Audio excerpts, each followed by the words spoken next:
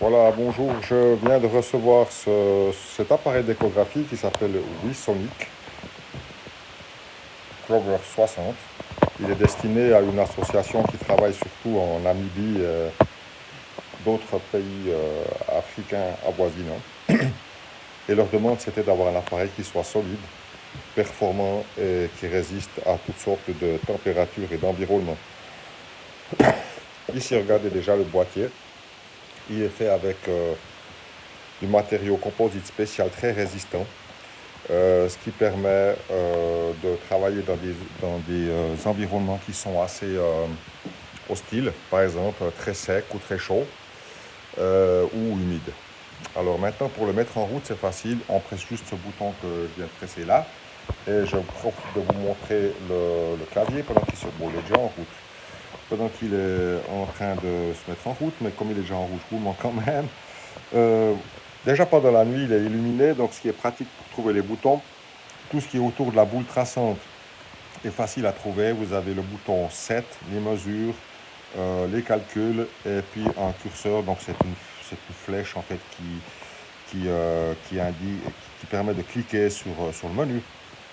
Ici vous avez le clavier alphanumérique et là des boutons qui servent à ajuster les paramètres qui sont dans ce menu qu'on voit sur l'écran. Alors maintenant, si j'arrête le freeze par exemple, on peut voir qu'on peut changer la fréquence sur le premier bouton qui est là. Voilà, je peux changer la fréquence ici. Et on peut changer le gain dynamique.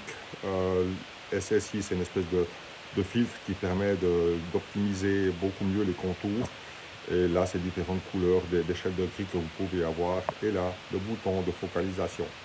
Mais bon, ça, je ne touche même pas parce que j'ai essayé, puis je vois que j'ai vu que ça ne sert à rien. Il focalise de toute façon sur toute la zone.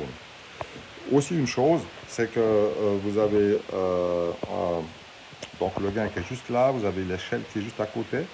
Et quand on presse sur le bouton du gain, ici, ça fait une calibration automatique de l'image, une optimisation facile de l'image, donc pas besoin de vous embêter à régler avec les curseurs qui sont là. Maintenant, si je vais sur le setup, c'est pour vous montrer comment c'est facile à le mettre en route.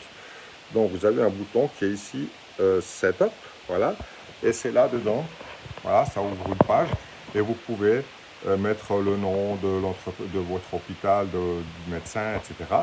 C'est là que vous allez changer les formats de la date, la zone où vous êtes situé, et puis différentes choses comme effacer, par exemple, si on presse le End Exam, c'est un bouton qui est sur l'appareil, ça commence directement un nouvel examen, par exemple, et puis aussi les informations qui vont partir sur Internet, pas Internet, sur le réseau.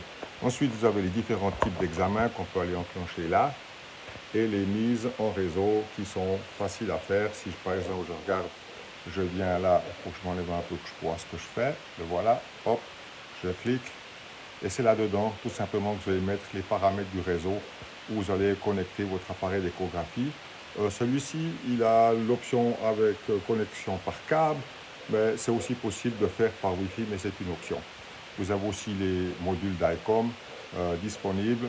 Là, en principe, c'est aussi des options, mais là, je les ai reçus gratuitement pour ce client, enfin gratuitement si on veut, mais c'est un fournisseur qui a fait un effort spécial pour que je puisse donner un superbe appareil à nos clients.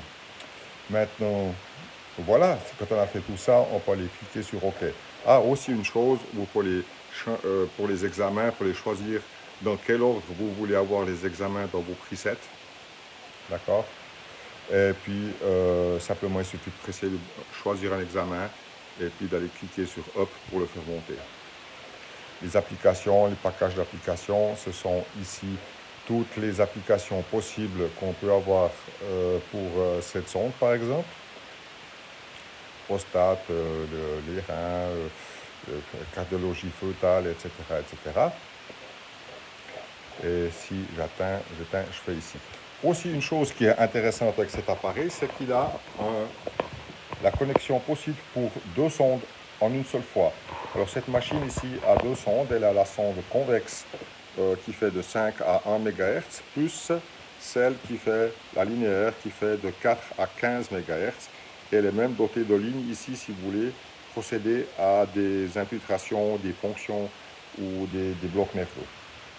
Voilà, je vous laisse un tout petit peu tranquille et puis je vais vous poster, donc juste en dessous de cette vidéo, vous allez trouver des images que j'ai fait moi-même sur moi en fait, puisque je travaille à la maison comme tout le monde, Covid oblige. Je vous laisse apprécier les images. À bientôt.